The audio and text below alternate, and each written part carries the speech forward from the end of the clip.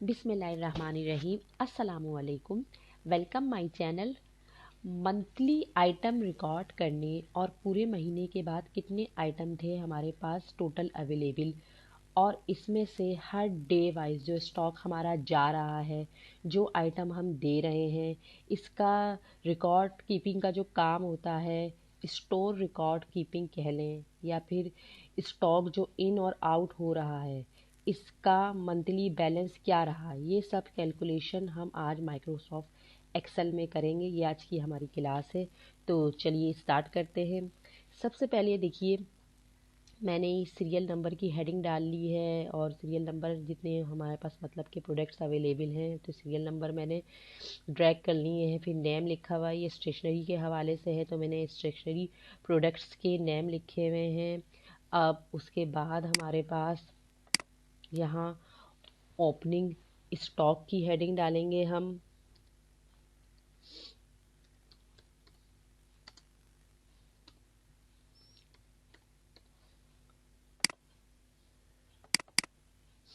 अब जिस महीने की हम ये मंथली रिकॉर्ड बना रहे हैं, फ़र्ज़ करें हम ये बना रहे हैं फ़ैब का, और फ़ैब जो है वो फर्स्ट से स्टार्ट हो रहा है और लास्ट 28 का मंथ है, तो हम इसको क्या करेंगे, ड्रैग कर देंगे।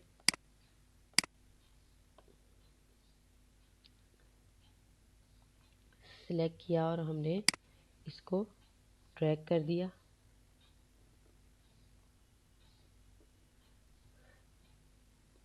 ट्वेंटी एट तक मैंने इसको ड्रैग कर दिया।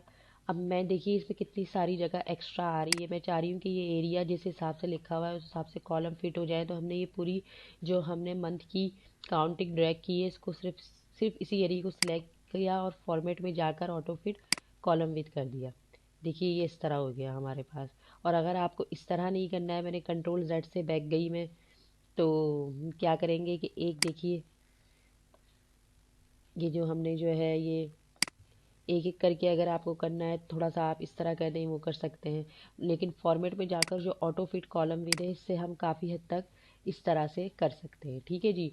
अच्छा,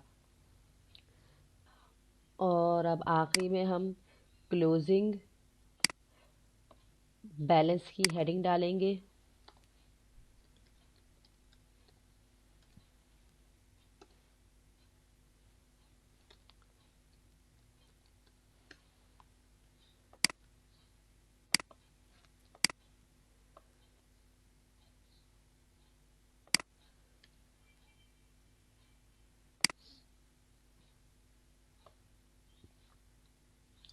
और इसको थोड़ा सा हम इस तरह कर लेते हैं।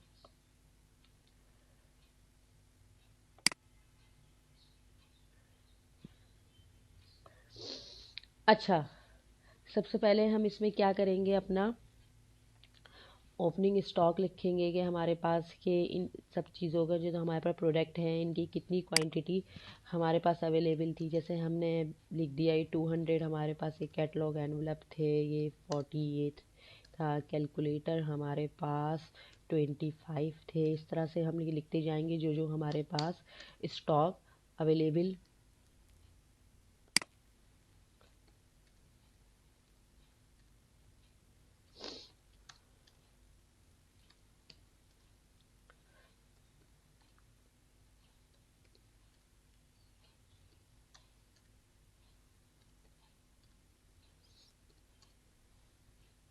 अवेलेबल है।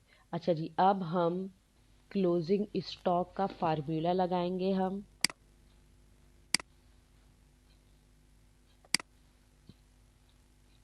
यानी कि क्लोजिंग बैलेंस क्या है, यानी कि हमारे पास जो क्लोजिंग बैलेंस होगा वही नेक्स्ट मंथ का हमारा ओपनिंग बैलेंस बन जाएगा। जैसे हमने ओपनिंग बैलेंस में स्टॉक में जो एंट्री कर रहे हैं, एंड के अंदर इसी का क्लोजिंग अमाउंट आता रहे, इसके लिए हम फार्मूला लगाएंगे। और फार्मूला क्या है, देखिए क्लोजिंग बैलेंस का या क्लोजिंग स्टॉक का फार्मूला लगाने से पहले हमें ये देखना है। देखिए कि हमारे पास अगर कोई चीज़ एकदम से कम हो गई और हमें वो मंगवानी है, तो वो हमें ओपनिंग वैल्यू में किस तरह ऐड होगा कि बीच में भी हमने कोई चीज़ हमारे पास प्रोडक्ट कम हो गई और हमें इसके अंदर जो है ना वो अपडेट करना है, तो वो किस तरह होगा। तो इसके लिए हम क्या करेंगे कि ये पूरी शीट को सिलेक्ट कर लेंगे।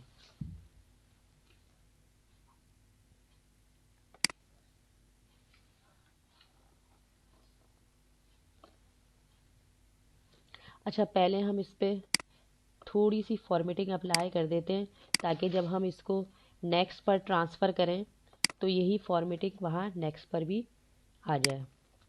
तो हम क्या करेंगे, इसको सिलेक्ट कर लेते हैं, क्लोजिंग स्टॉक कर देते हैं इसको।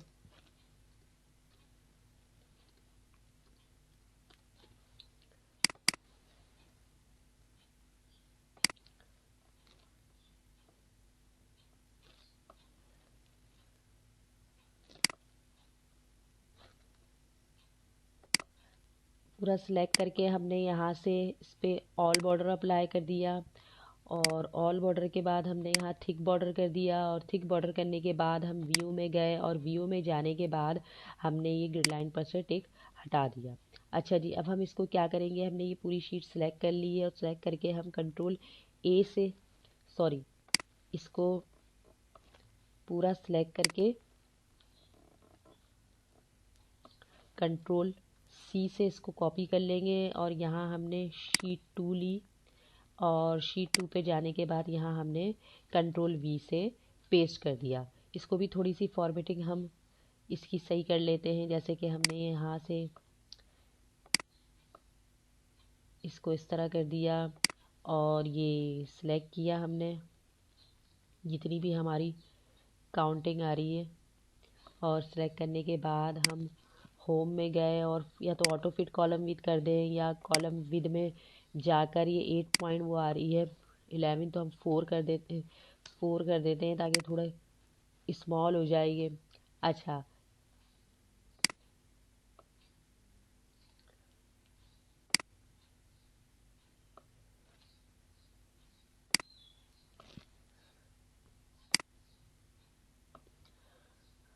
थोड़ी सी जूम बढ़ा देते हैं यहाँ की।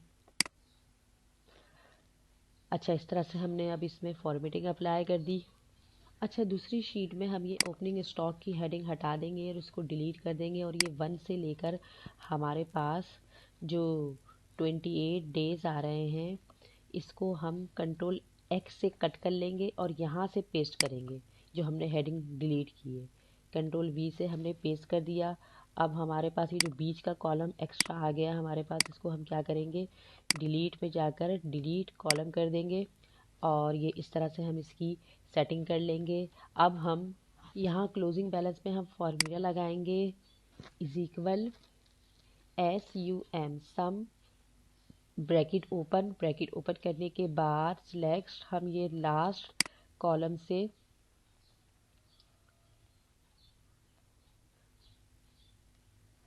फर्स्ट तक सिलेक्ट कर लेंगे और ब्रैकेट क्लोज कर देंगे, एंटर कर देंगे।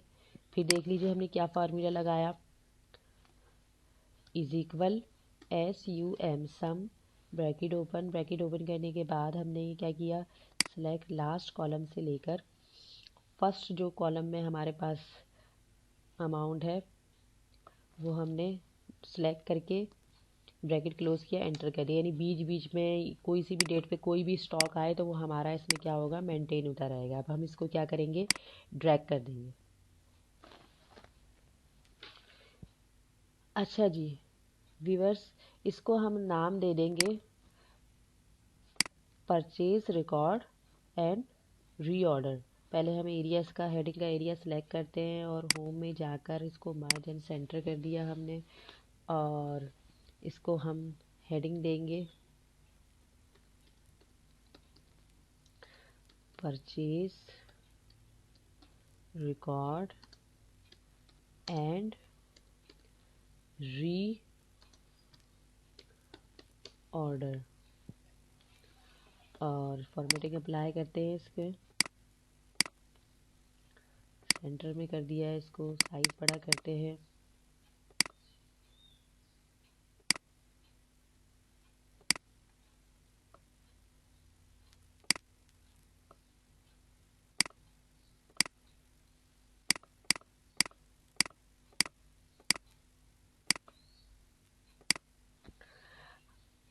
अच्छा जी। अच्छा, तो इसका मतलब है कि जो हम रिकॉर्ड करेंगे, जो हमारा सामान आएगा, यहाँ हम एंटर करते जाएंगे, फिर अमाउंट हमारी शीट वन में ऐड हो जाएगी। अब हम शीट वन में आएंगे, और शीट वन में आने के बाद यहाँ का जो ओपनिंग बैलेंस, ओपनिंग स्टॉक है, वो हम डिलीट कर देंगे, क्योंकि हमने इसको दूसरी शीट से लिंक करना है, क्योंकि वहाँ जो हम रीऑर्डर करेंगे वो खुद ब खुद यहाँ अपडेट होता रहे। तो इसके लिए हम यहाँ डिलीट कर देंगे, और यहाँ हम फार्मूला लगाएंगे। क्या फार्मूला लगाएंगे? इज इक्वल लिखेंगे। इज इक्वल लिखने के बाद हम शीट टू पर जाएंगे, और शीट टू पर जाने के बाद यहाँ का जो क्लोजिंग बैलेंस है, क्लोजिंग स्टॉक है, वो हम क्या करेंगे, इसको सिलेक्ट कर लेंगे। जब हम इसको सिलेक्ट कर लेंगे तो हम क्या कर देंगे, एंटर कर देंगे, और यहीं एंटर करेंगे। जब एंटर करेंगे तो ये खुद ब खुद शीट वन आ जाएगी, और वो जो स्टॉक था वो यहाँ ट्रांसफ़र हो जाएगा। आप देख सकते हैं, देखिए शीट टू पे जो 200 हैं, ये एनवलप जो कैटलॉग एनवलप हैं। तो हमने जब इसको शीट वन पर ट्रांसफ़र किया तो वही देखिए 200 आए। तो फिर देख लीजिए, हमने ये शीट वन पर है, हम जहाँ हमारी मेन शीट बन रही है, तो हमने ओपनिंग स्टॉक यहाँ अपडेट करना है हमें, जो हमने रिकॉर्ड रखा हुआ है, जो रीऑर्डर वगैरह भी किया है। तो उसके लिए हमने इज इक्वल यहाँ लिखा, और हम शीट टू पर गए। शीट टू पर जाने के बाद क्लोजिंग स्टॉक को सिलेक्ट किया और एंटर कर दिया। एंटर किया तो ये खुद ब खुद शीट वन में आ गया। तो अब हम इसको ड्रैग कर देंगे। अब ड्रैग करने के बाद अब हम यहाँ हेडिंग डाल देते हैं। पहले ये एरिया सेलेक्ट करते हैं, इसको थोड़ी सी इसकी जूम बढ़ा लेते हैं। हम व्यू में जाके जूम टू सिलेक्शन कर लें, या फिर आप ऐसा करें, यहाँ जूम में जाएं और यहाँ जितना आपको इसको रखना है आप उसको रख सकते हैं टाइप करके। अब हमने जो है यहाँ इसकी हेडिंग डाली, monthly stock in out and balance.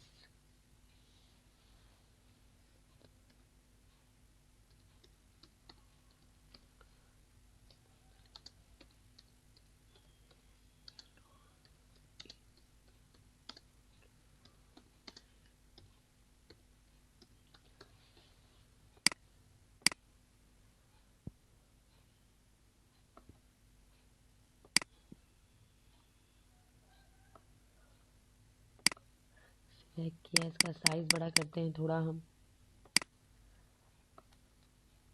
Heading का एरिया सेलेक्ट करते हैं,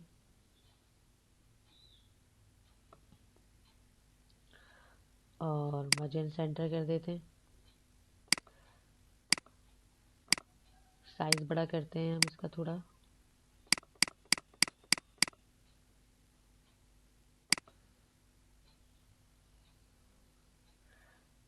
कलर दे देते हैं।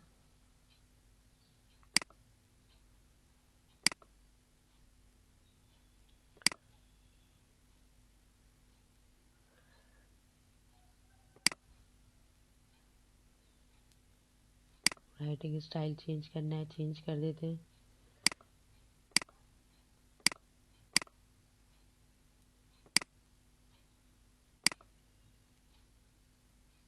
ठीक है जी। तो अब हम क्या करेंगे, अब हम क्लोजिंग स्टॉक में फार्मूला लगाएंगे। क्या फार्मूला लगाएंगे? वो फार्मूला है इज इक्वल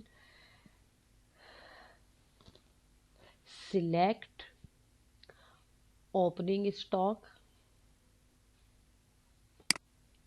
ठीक है जी। ओपनिंग स्टॉक सिलेक्ट करने के बाद हमने माइनस कर दिया, और माइनस करने के बाद लिखा सम, और ब्रैकेट ओपन किया। ब्रैकेट ओपन करने के बाद हम ये सिलेक्ट कर लेंगे फर्स्ट से लेकर एंड तक, जो एंट्री होगी, यानी फर्स्ट से लेके एंड तक वो हम सिलेक्ट कर लेंगे। ठीक है जी। ब्रैकेट क्लोज, और हम एंटर कर देंगे, यानी कि हम ये जो ओपनिंग स्टॉक है वो माइनस हो जाए, इसमें जो भी जो जो एंट्री हो रही है वो ओपनिंग स्टॉक में से माइनस हो जाए। एंटर कर दिया हमने। ठीक है जी। फिर फार्मूला देख लीजिए, क्या फार्मूला है। फार्मूला हमारा है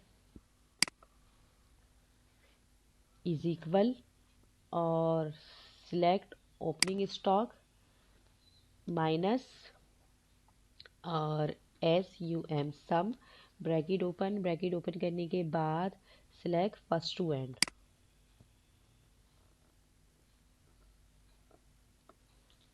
ब्रैकेट क्लोज कर दिया हमने और एंटर कर दिया इसको और ड्रैग कर दिया।